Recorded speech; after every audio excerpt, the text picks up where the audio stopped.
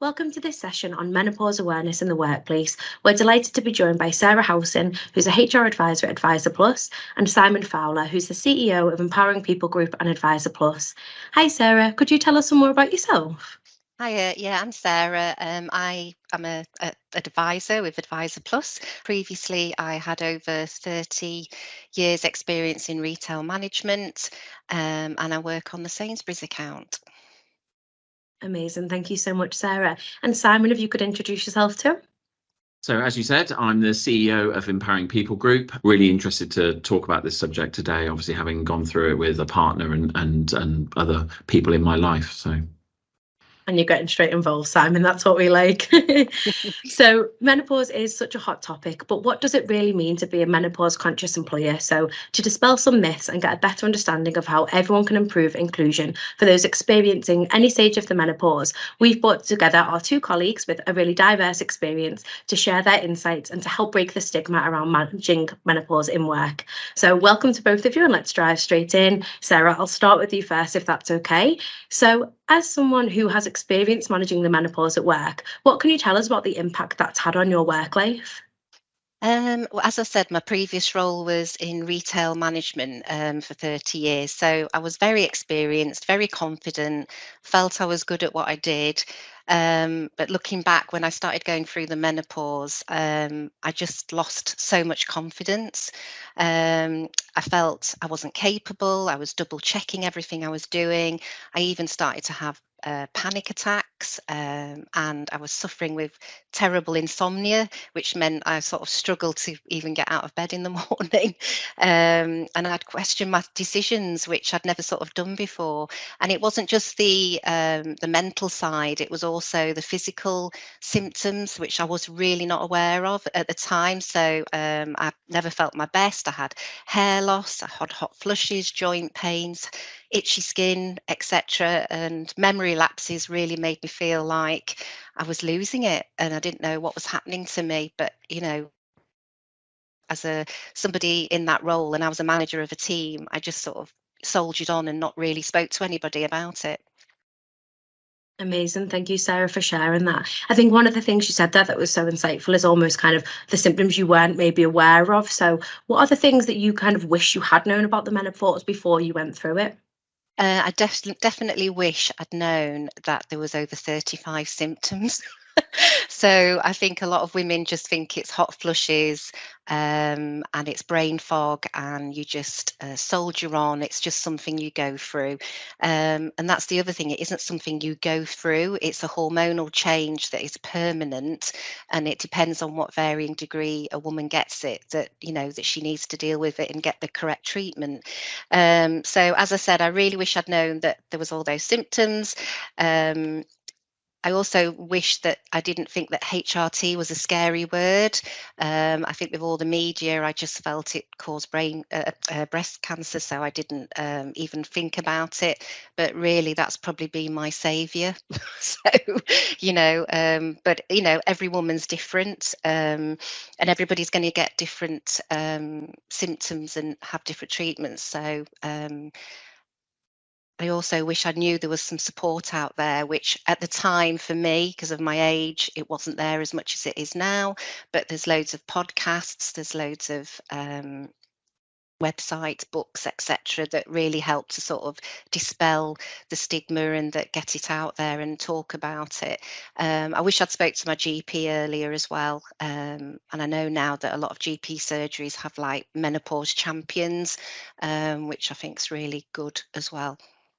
I think, Sarah, if I can just come in there as well, I think that's part of the problem, isn't it? It's it's that people think there is a stigma around it, and it just feels so wrong. Because obviously when my wife started to go through it, I wanted to understand, is my nature, I wanted to understand more about it so I could support her. And your point about the symptoms, when I found out there was 38 symptoms, I was like, I had no idea. We could all name probably 2 or 3 of the normal, the ones that everybody talks about. But I think, the fact that you, as a woman going through it, didn't want to go and talk about it, and at any one point, 50% of the female population is going through. So 50% of 50% of our population is going through it, and yet still, even today, people don't feel okay to talk about it. You know, for me, I find that amazing.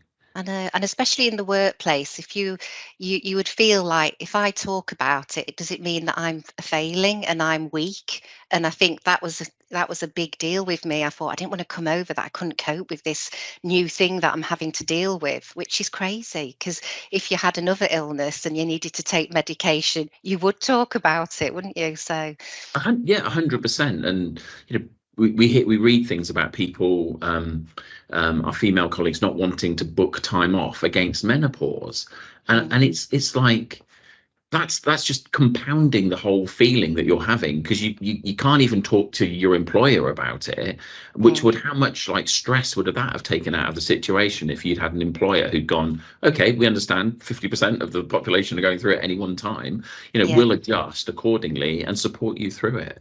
It's I was really surprised. And as you say, now when you look at the support and some of the forums and some of the information that's available now, I mean, apart from massively eye-opening, it is there if you know to go and look for it, I think. Yeah, definitely.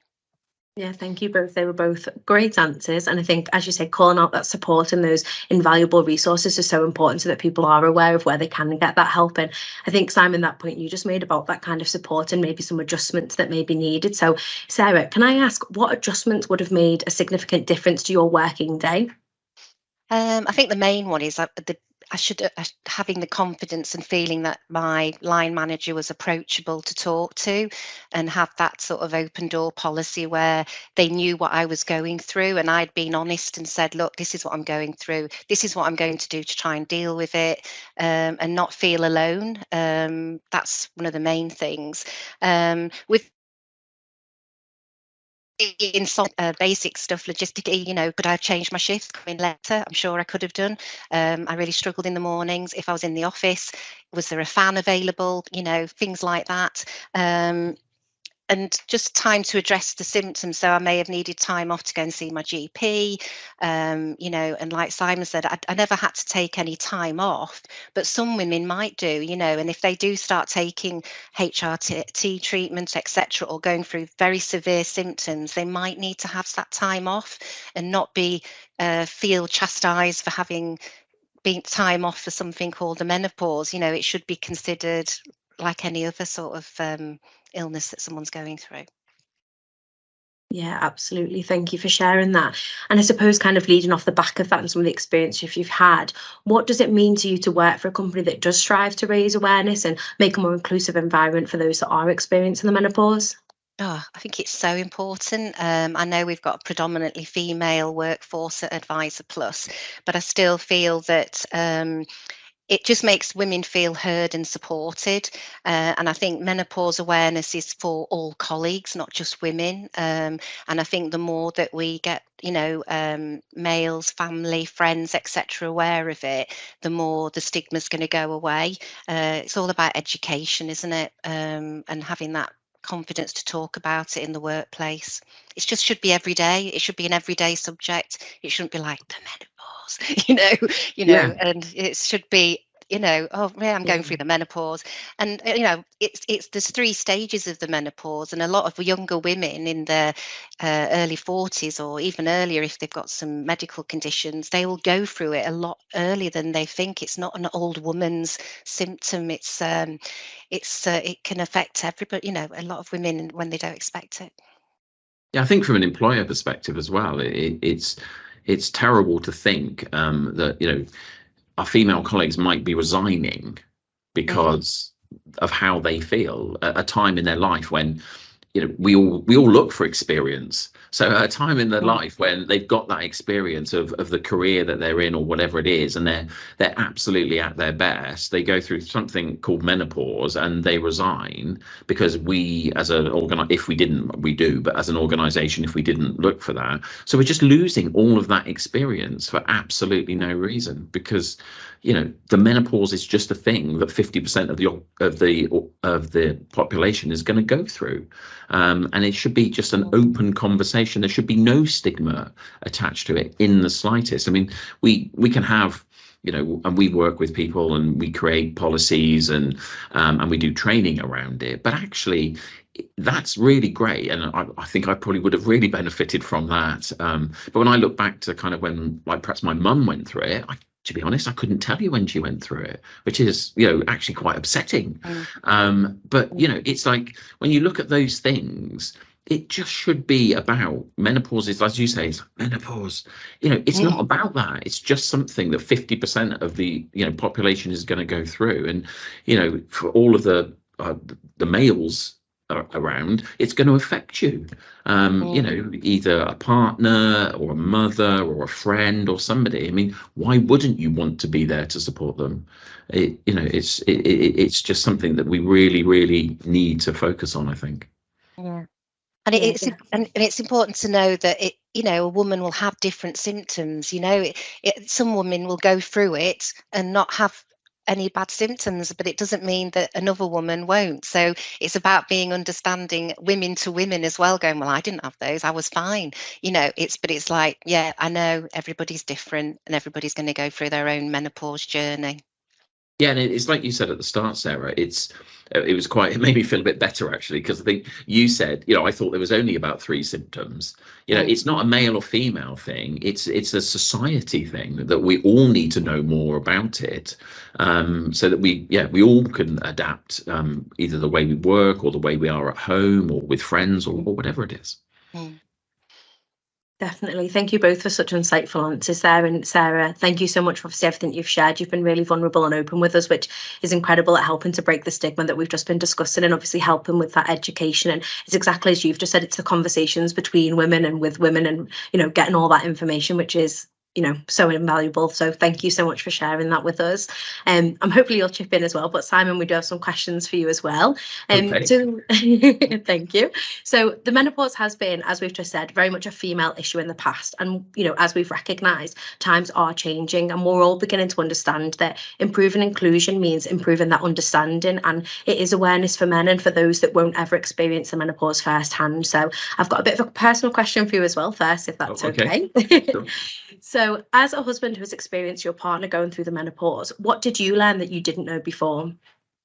Great question. I suppose I learned that I knew absolutely nothing, apart from a few stereotypical things about the menopause. So I think, as I just mentioned, I kind of, you know, when I started to understand a bit more about it, and I'm by no means an expert, but when I started to understand a bit more about it, I reflected that I learned that I hadn't supported other female members of my family or friends in probably the best way.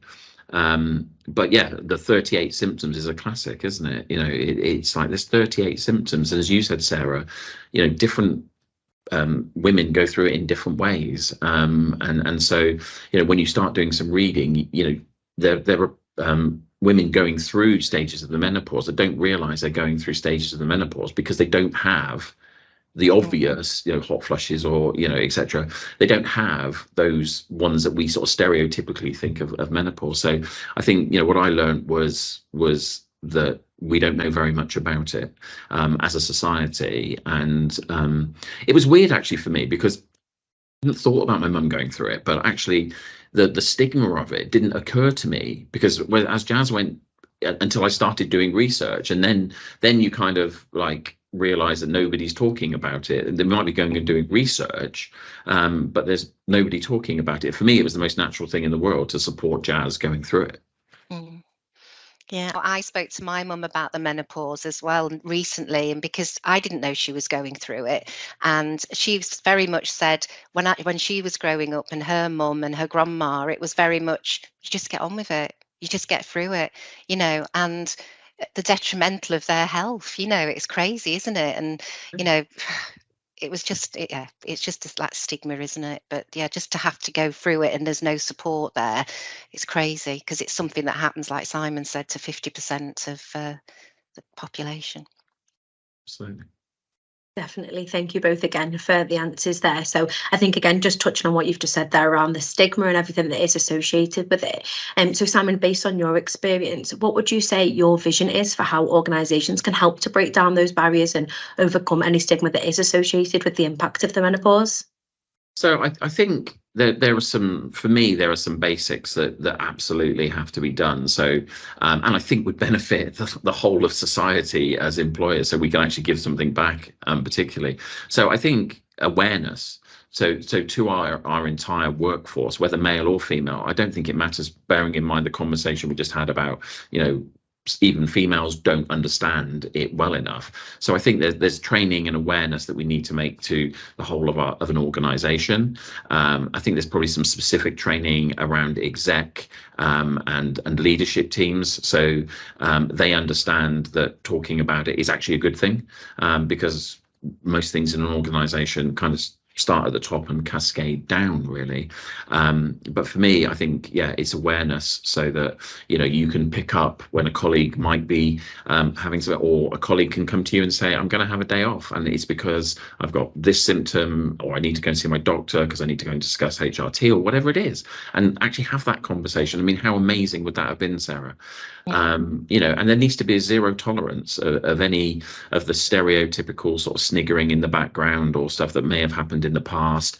And all of our managers need to understand that it's a completely normal thing. And sorry to quote the thing again, 50% of the population are going to go through it. And in Empowering People's case, probably about 80% of our workforce are going to go through it, if not more. Yeah, absolutely. Thank you. And I'm sure you've both seen, but I just wanted to call out with some of the recent high profile cases that we've been seeing where there's been successful tribunal claims. So, for example, I know there's the recent Direct Line example where a female was awarded 65,000 after the company failed to make some reasonable adjustments to support her. So I suppose on the back of that, what practical steps should organisations take to improve the experience of menopausal employees? I think it's probably related to my previous answer, really, which is and I think things like I obviously read about the Direct Line case, and I think it's absolutely right, because unfortunately, businesses at the end of the day are also about money as well as people, and so we need to approach it on both. It needs to be not acceptable that organisations don't make changes. If somebody was disabled, or something, they would absolutely make changes. So why shouldn't we make changes for menopause symptoms and be held responsible if we don't, basically. But I think it just comes down to the awareness that it's an important factor. It's really strange, sorry, but it's just really strange when you think about it. Is there anything that affects so much?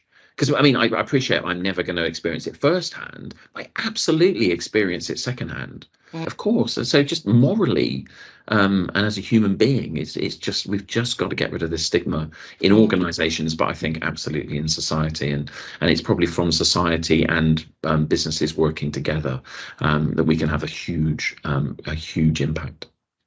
Yeah, definitely. I suppose another thing is having a menopause policy is a really great first step that is helping to cultivate that more inclusive environment for our menopausal employees. But how do we ensure individuals across the business understand the part that they all play? And I think, as you've touched on, it's men and women in improving that inclusion.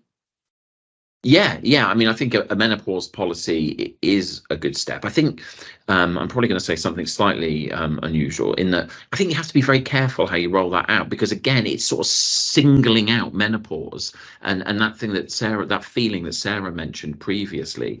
It's all right having a menopause policy, but you've got to have the education that goes with it, because we've got a menopause policy, that's okay, but you're almost sort of saying, this is something a bit unusual, so we have to have a policy for it. Do you know what I mean? And you need to be very careful. I think that when you roll it out, and you should absolutely have one, you roll it out with education, and through leadership, and people showing that absolutely there is no stigma whatsoever attached with menopause.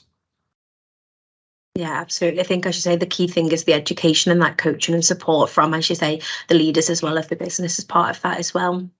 I just think it's refreshing that we're talking about it. It's nice to have Simon, a male, involved as well. It's not just a women's group talking about it. I think it's important, like we've said before, that it's education and it's for all colleagues in the workplace, not just for women. Yeah, definitely. Anything further from yourself, Simon? Yeah, I'm very glad to be involved, and I think it definitely isn't a female issue; it's a society issue for me. And I think if I feel passionately about it, as I hope you can tell, but also I just think if me coming onto this helps, the male members of our organisation and society kind of realise that it's something for all of us, then I think that's a great step forward.